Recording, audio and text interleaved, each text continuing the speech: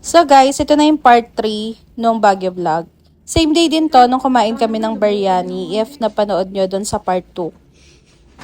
Bali nung gabi, ang plan talaga namin is magpa-grab na lang ng food.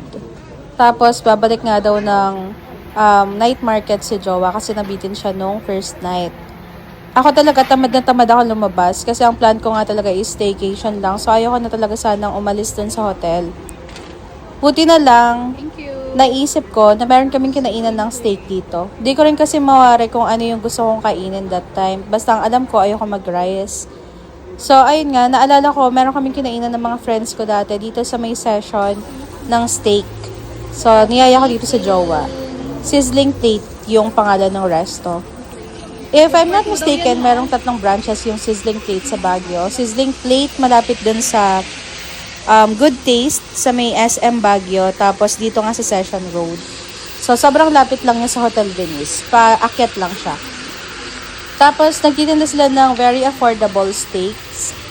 Ang in-order namin is Australian Porterhouse tsaka Australian T-bone. And then, pag bumili kayo ng steak, meron na siyang complimentary na side na vegetables.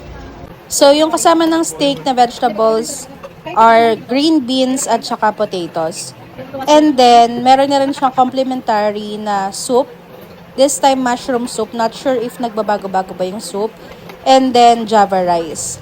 Okay naman siya.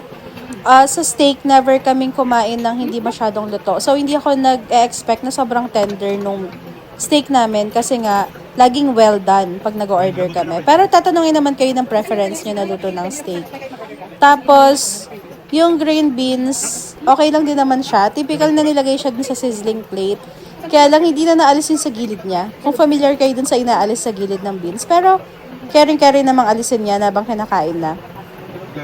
And then, sinama ko rin pala dito sa video yung menu nila for your reference. So, okay naman siya. Pati yung gravy na binigay sa amin, isang lalagyan lang siya pero for tuna. Or steak sauce. Yung overall experience namin dito sa Sizzling Plate, okay naman siya talaga. Hindi ko nga naubos yung steak dyan kasi grabe yung laki ng serving. Tapos, ayun, nagpatulong lang kay Jowa. Buti na lang laging G na G si Jowa kapag hindi ko maubos yung pagkain. Tapos ayun, chika-chika lang kami hanggang matapos kami kumain. Then, nag-decide na ako dito na samahan ko na siya sa night market kasi di ba siya lang dapat mag-isa. Pero since nandito na rin kami sa labas, kasi around 8 p.m. na yata kami lumabas ng hotel. So talaga nga abutan na namin yung night market ng 9 p.m. Sabi ko sasamahan ko na rin siya. Then dumiretso lang kami sa night market. Then yung situation sa night market nung day na to is mas maraming tao kaysa nung naunang araw or naunang gabi namin na nag-night market. Maybe because Saturday na kasi to. Nagpunta kasi kami ng Friday. So, I think yung Friday, hindi talaga siya ganun katao. Pero yung Saturday and Sunday, matao na talaga yan. Pero carry lang naman. Tapos, nung night na to, hindi rin umulan. Nakisama talaga yung panahon. Okay, boy. Tapos, the next day, ito na rin yung day na uuwi na kami. So, ganung routine lang ulit.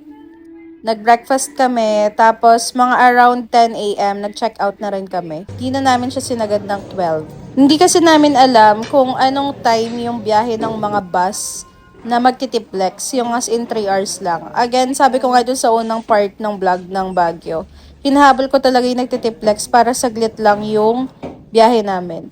Tapos ito, pagka-check out namin, paglabas namin ng hotel, very sunny day siya sa Baguio. Like, yung in-expect kasi namin, rainy season nga yung weekend nila. Pero, hindi siya ganon. Then, nag-abang lang kami ng taxi dun din sa harap ng hotel, paakyat ng GovPack, kung saan yung terminal ng mga Joybus or Genesis. Hindi kami nagvi-Victory laging Genesis or Joybus yung sinasakyan namin pag nagbabagyo kami. Alam ko malapit lang naman to, pero dahil may mga dala nga kami, tapos paakyat kasi yung daan, ayaw na naming mahulas bago kami makasakay ng bus. So, ayaw, nag-taxi na talaga kami. Sakto naman, 2 bus yata yung naabutan namin dito. Isang Joybus tsaka Genesis na magtitiplex. Pero, nag-decide kami na doon kami sumakay sa Joybus na may banyo.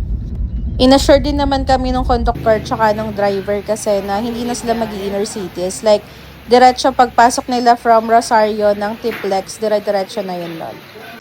So yes, nakuha namin siya ng around 3 hours lang yung biyahe. Tapos nagpababa na kami diretso dito sa may SNR sa Aling Lusing. Dito na kami nag-lunch.